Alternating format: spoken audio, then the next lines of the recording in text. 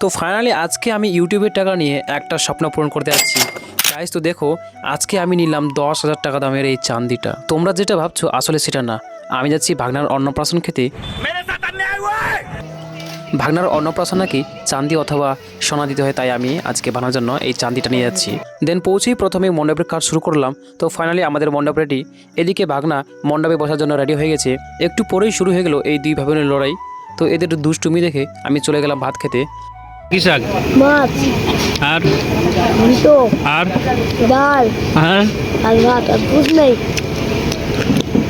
তারপর খাওয়া শেষ করে চলে আসলাম ভাগনার মণ্ডপে। ভাগনাকে লাগছিল খুব খিদা, তাই ও শুরু করে দিল কান্নাকাটি।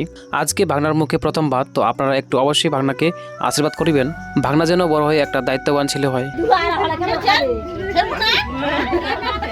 অন্নপ্রাশন শেষ হওয়ার সঙ্গে সঙ্গে একদম মণ্ডপ ভাঙা শুরু। তারপর ভাগনাকে নিয়ে চলে গেলাম আমি ফটোশ্যুট করতে। তো দেখো কোনটা ফটো আমাদের ভালো লেগেছে অবশ্যই কমেন্ট করে বলবেন। ছবি তোলা শেষ করে চলে গেলাম ভাগনার মণ্ডপের কলা গাছগুলোকে জলে ফেলতে। আর সাথে আমার রয়েছে আমাদের গ্যাং। তার পাশে দেখা দিল চায়ের বাগান।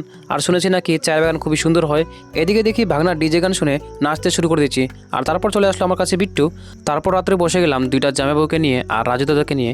তোমরা কিন্তু ভাইরাল রাজু দাদা ভেবো না, এটা হচ্ছে আমার রাজু দাদা। খাওয়া দাওয়া শেষ করে চলে গেলাম ডান্স দেখতে। এদিকে দেখি ভাগনাও ডান্স করা শুরু করে দিয়েছে।